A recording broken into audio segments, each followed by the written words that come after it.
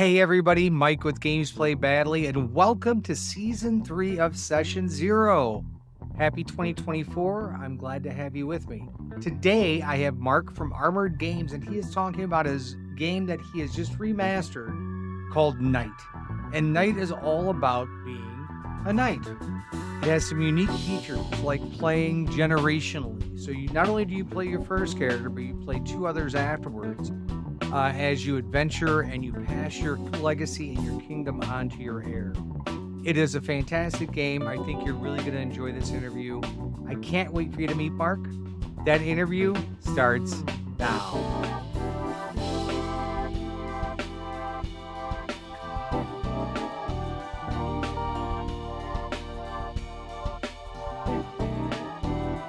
Mark, how are you? I'm great, Mike. How are you doing?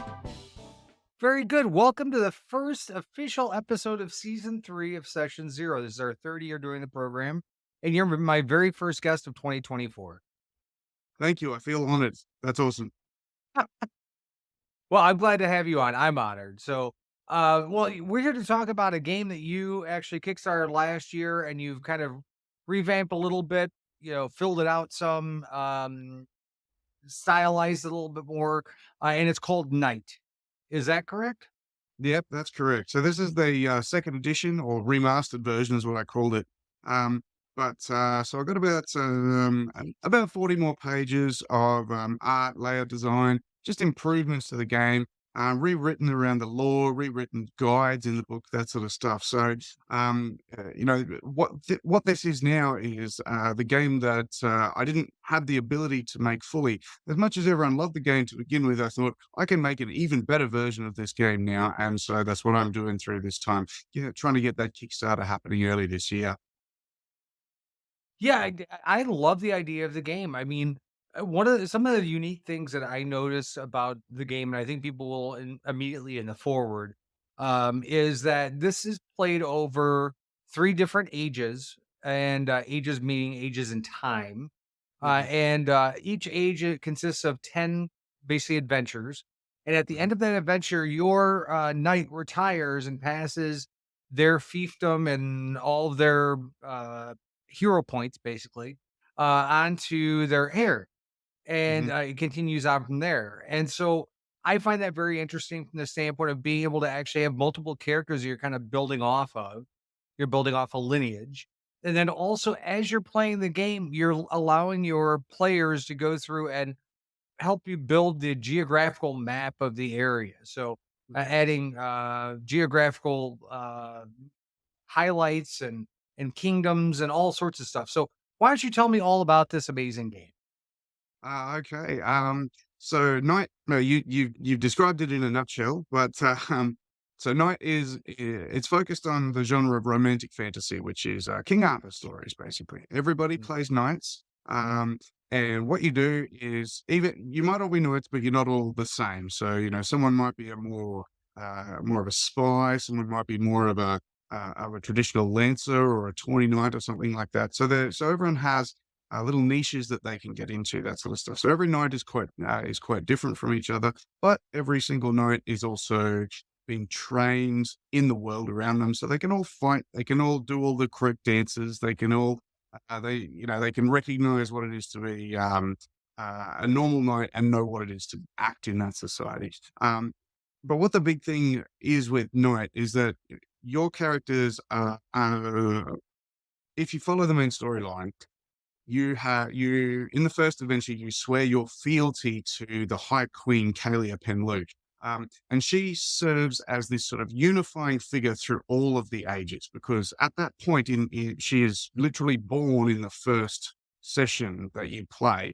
And so as you swear fealty to this tiny baby, so your first 10 adventures with your first knight are in this sort of dark age where terrible things are going on. Everyone's just out for themselves, and your knights are the ones who are going to be those ones who really push for maybe you can unify together, maybe you can create something more.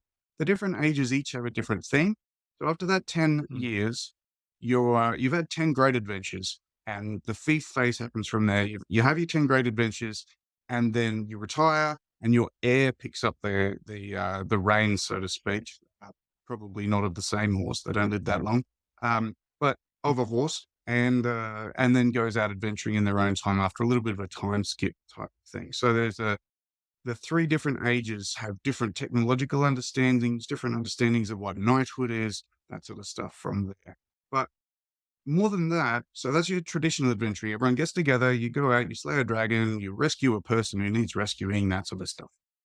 But where Night shines is not just in that part, but actually in the bit between that, because between every single adventure, you've got what I call the fee phase, which is everyone tells stories about about their lands, their family, and what goes on. And so there's tables in the book to help you generate a story and a luck dice sort of mechanic to say whether it was good or bad. So you might roll, hey, look, I've rolled and there's a feast and there's terrible luck. And I'm going to pick my cousin, Lady Shuffin, and I'm going to grab another player's character, Lord I don't know, Nandalok or something, and they have a terrible feast. So what happens between these two? So every player, so the player to my left will go, there's a terrible feast. Everybody gets food poisoning, and they all end up quite ill. And the two of them sort of wake up, covered in each other's sort of, vomit or whatever. I don't know what they're going to say. Yeah. And then they can never look at each other in the eye again. They have this terrible experience and they just can't ever speak to each other, these two characters. And so what happens is that's one player's little story that might happen. Just a minute or two, this brief little thing, these interludes between the main quests of the knights. You find out what happens in your dynasty and your family. And then every player will go around telling these little tales about what happens to their family or their lands.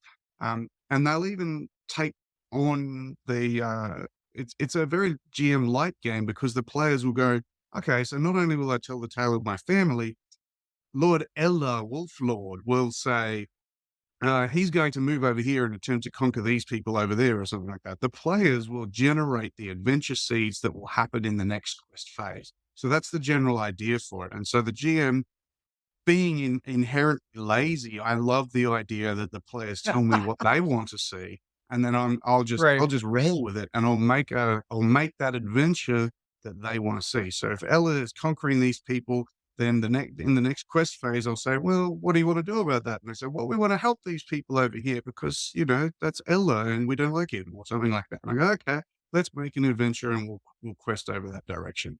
So that's basically Mhm. the rotation. So you've got those 10 adventures, and in between those, little stories that happen. And then after those 10 adventures, you have a time skip, and then a new phase of knighthood begins until eventually you get to the last phase. Queen Kalia is old, and the kingdom is failing, and knighthood and chivalry are sort of no longer perhaps what they once were. And so you get to see that end of an era and make that that, and everyone together sort of has that idea of, well, what happens after knighthood is finished? So, and that's Mhm. the whole game basically in a nutshell. Yes, and what I love about all of that, it's very collaborative with the players. So, Mm, what I also liked was during the character generation process, you're being handed equipment and things like that. You have some prompts in there, like you have a horse. Well, where'd you get this horse from? Is there a story behind how you got the horse, or is there a story behind your heraldic symbol, or is it, and so you're constantly prompting players to be engaged in the storytelling, and mm. therefore, I think bind them together in the story and make it a much more powerful gaming experience. I must admit, as much as I just threw it in there, the biggest prompt that I ever put in there was the tell me about your horse. People go ballistic about their horse. All the stuff about weapons or armor or any of those other bits and bobs that people have. I like the idea that in a world where, unlike a modern world where we have billions of items, we own all of this stuff. In those days where you might have had a lot less stuff, it is more meaningful to have a sword when, they're an expensive item. Mhm. They're an expensive item that someone made for you. Maybe it was your own blacksmith. Maybe your father bought it for you, or it's passed down through the line or something. So these little stories mean that stuff is important to the characters. And because of that, it builds the characters. But oh man, the horse. When people start telling me about their horse, they, to begin with, they're all like, "Oh, I don't know." But you just got to ask for a color and a personality, and then suddenly I guess everyone's fantasy fiction. They all want, they've all remembered some sort of horse-related fantasy of some Sure. sort, and they put that one in there. So you've got grumpy horses or happy horses or horses that just want to eat sugar all the time or something like that, and people just fall in love with their own horse. And if the rules come up and I just threaten their horse, in a in a PBTA sort of Powered by the Apocalypse sort of game, there's such a thing. I mean, you'd probably know, but there's such a thing as a soft move where you might just threaten something but not actually Mhm. follow through with it. Um, if I want to motivate some players to do something, I'll just be like, "Oh, maybe your horse is in a little bit of danger," and they will buck to get that horse out of danger or do whatever they want to do. Like I've had characters who would prefer to die than to lose their horse. So it's Right. just part of it. Yeah, it's a cheap shot. I'm all about cheap shots. Yeah, yeah. Well, I mean, I think enough of us were scarred by, the never-ending story and, Atreyu and his horse. Uh, Yeah. Oh, yeah, yeah, that was, I think collectively as a generation, we were all scarred by that. First of all, how long did it take you to create the game from concept? um, in terms of actual writing, probably, including editing and multiple sort of copies and proofing it and all the Mhm, rest of it, it probably took me at least a year. But that being said, though, the process of getting it together took several years before that. I'm mhm, even before I'd read Pendragon. So the books originally, my idea was I read the game Pendragon, which is a classic, an amazing game, but very traditional in the way that it works. And I thought to myself, I read it cover to cover. I loved everything. I read what's called the Great Pendragon Campaign and all the rest of this stuff. Amazing work in every way. And I thought to myself, my players will never play this game, or they won't love this game in the way that I love them. And maybe I'm wrong. Maybe I just made that decision. But and I thought I need to make a game that's maybe a bit more modern. That I want to get them mhm, to collaborate with me in making this story. Because back when I started designing games, I made a couple of little Dungeons and Dragons adventures and things like. But one of them was, at the time, what I was doing is we had this little village and every player around the table would just start adding stuff to it. And that was where the idea came from. But that was years ago. That probably would have been at least 5 years ago that we did that. And this concept of players adding to the game, putting stuff into a place or a concept, and then being able to take what they had added and make adventures of it. I had more meaningful role playing out of that than I had had in years mhm, because people were desperately they weren't just playing archetypical heroes who would sacrifice themselves for nothing. There was a character at one point we had reached because I made the game. We started at zero level. I made these zero level rules for Dungeons and Dragons. You can buy mhm. them on drive through if you care to. But Yeah, I've done 'em. oh, you bought them, and anyway, so the zero level rules are on there, and so we made those, and we got all the way to the lofty heights of level one. And at that point, we'd irritated this little white dragon wormling, and we're standing on the edge of this tiny little keep and we're all sitting there and we're going, our village isn't is like we have family that we need to stay alive for because if we die they're going to suffer, all of these sorts of things were starting to happen. It was and so we are making decisions in that point that if we had just made first level characters and there was a dragon, we'd be like, well, I leap over the castle wall and I ride the dragon and I stab it or whatever we do. But our characters were Right. sitting there being like, I hide behind the wall and wait for it to pass and maybe take a shot with a crossbow. Like R it changes the actions that you take because of not because they're, just because they have so many more stakes involved. And so I took that Mhm, idea and I added that tonight. And that's the reason why you start with family members. It's not because It's because these family members invest you into the world, and it's about people. It's about that little bit of history creation and that Mhm. invest. So every time I've run Night, people get really excited about the world because they get to add to it, get to be part of it, um, and when they're the one adding stuff to it, they get so interested. You don't get the person on, well, I've never had the person on their phone or just flicking through a book, role playing book or something like that, because if their character is being hurt or something bad is happening, it's not just happening to them; it's happening to all of their family, all of their lands, or something like that. I totally get it because Okay. yes, I've done, 0 level campaigns before, and what Mm, basically ends up I mean, you're basically playing an entire lifetime mhm, before you get to first level, so you're building all this backstory, all this history, and you're too weak to really do anything about it, so you're actively avoiding conflict, mm, um, to kinda get to that point where you can actually stand up for yourself, and so those level 0 adventures are great. I mean, I've had a lot of fun with those in the past, and they totally do set up a big deal when you hit, first level because now you can kind of start going through and doing things. But during that level 0 mm. stage, you're just a normal humdrum person, and so you're hobnobbing with not adventurers, but with farmers and barkeeps and things like that, who have no intentions of going out, saving the world or protecting the world or whatever. So you're building a whole basis of role play through shared experiences of not being able to defend yourself. And then when you finally get that opportunity, you want to protect what you have. Yeah, and, at least talking about zero level games, that movement from person on the back foot trying to protect what they have to now you have the ability to go forth and be a hero. It's more meaningful to be a hero when you've got those things that behind you. I think. So, Sure. and that's what I really wanted to put into Knight. It's more meaningful to be a knight, to protect the world, to do good in the world, if that's what you're going to do. When you have that background there, something to actually, to focus you on why you're doing what you're doing.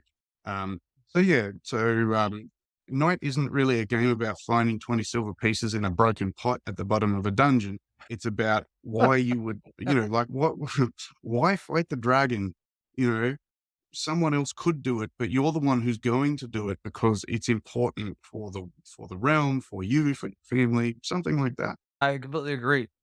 I think it's a fantastic concept for a game. I think people are going to love it, especially if folks like collaborative world building around a table. And I don't know many that don't.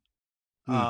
I think this is a perfect game for those folks who really enjoy being part of it. Now, after you get done with all of your ages, what happens then? Is it time to go ahead and start something new, or can you continue on from there without having to worry about that? I mean, it could. In the updated version, so I like a distinct ending to a campaign because one of the not a problem, just one of the factors of role playing games is that they can sometimes just drag on, and when perhaps they should have finished. Sort of Mhm. like sometimes you're like, "Oh, I saw Arcane season 1. It was amazing. It was truly absolutely mind-blowing, and I'm excited for season 2, but I'm also worried because I'm thinking, well, will it be not as good as season 1? Will it be or something like that?" Sometimes these things don't need extras. Sometimes you can have a contained experience. But that being said, Mhm. 30 adventures, which will usually take about 3, 4 hours each is a significant campaign. So I Mhm. wouldn't say I mean, it's nothing compared to the old style of campaigns like the Warhammer Fantasy, Enemy Within or any of those things. You'd be playing those for years, and Sure. it's very incredible. But I think nowadays there's a lot of people play just very short campaigns. My campaign is a bit longer Mhm. than that, but I think with the idea that you go, "Oh, look, we're gonna play this, and then it's gonna finish, and we're gonna make that," then you're gonna be able to get that catharsis that maybe you're looking for in a role-playing game because you can go, "We did it. We finished it. I From the very start, I could see the end. I knew where it was going from the very Mhm. start, and that's where it's gonna finish. There's a cutoff date, and so we can play the best we can in the time that we have rather than going, this is Mhm. like an endless, thing Right. that we can always come back to. It's not like that. This is going to finish. And so with that time that you have, do the best that you can. So as someone who loves short campaigns and finished campaigns, and I'm just a bit over starting a game and then it's sort of petering out and not ever Mhm. reaching its maximum potential. Right, right. Um, Yeah. and that's not anyone's fault. It's the nature of role playing games and trying to get 4 people in a room or something. It's pretty hard Yeah, the nature of sometimes. adulthood too. Yeah, yeah, yeah.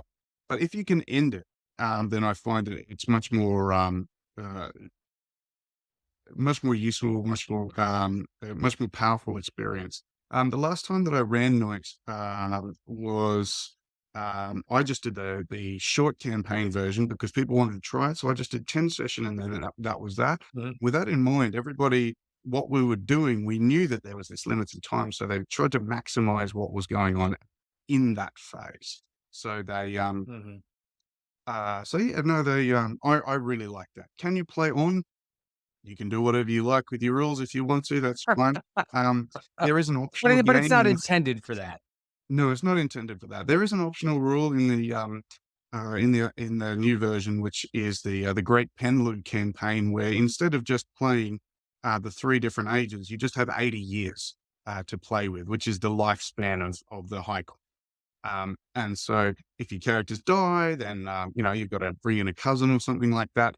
But that's an optional rule. But I haven't personally played it. I've just had people who really wanted to do that, and I said, "Well, I don't know if I could run 80 sessions." But it's more power to them if they want to. It's certainly not hard to work it in terms of how the game works. It doesn't stretch the mechanics or anything like that. Mhm. Yeah, I mean, I love that. I think it's a great chance for folks to role play around a table and to do some collaborative world building, exercise those role playing muscles, you know? So I like it a lot, Mark. I think it's great. Now, when does your Kickstarter for the revised or revamped or remastered edition Remastered come? is the word for it, but I'm thinking I'll just call it second edition. So I'm looking at mid-February at this point. Okay. So probably around 15th or so. Okay. It'd be around that date that I'd be looking at getting that one started and going. So I'm just contemplating a few little options, sort of tinkering with the Kickstarter page, trying to work out some advertising and things like that to just get people to know. You've talked with indie game designers before. I think our biggest problem is not designing mechanics. It's getting people to actually go, oh, hey, there's a game. I'll give it a read. I'll give it a play. So there's just so many amazing games out there. There are. Yeah. Well, that's my job. So, for all of you folks who are watching right now, if you want to know more about Night, I will have links down below to the Kickstarter page where you can click on the button to be notified when it goes live. And once it goes live, I'll update those links to the actual Kickstarter itself. And that way you can pick up a copy for yourself. I've already had a chance to take a look at it. I think it's pretty awesome. And I think you will too. So, Mark, thank you so much for coming on and hanging out with me. And I appreciate you sharing your game with me. I love it. I think it's great. Thanks so much for having me on, Mike. I really appreciate chatting with you. Yeah, no problem. You have a great one and best of luck. See you later.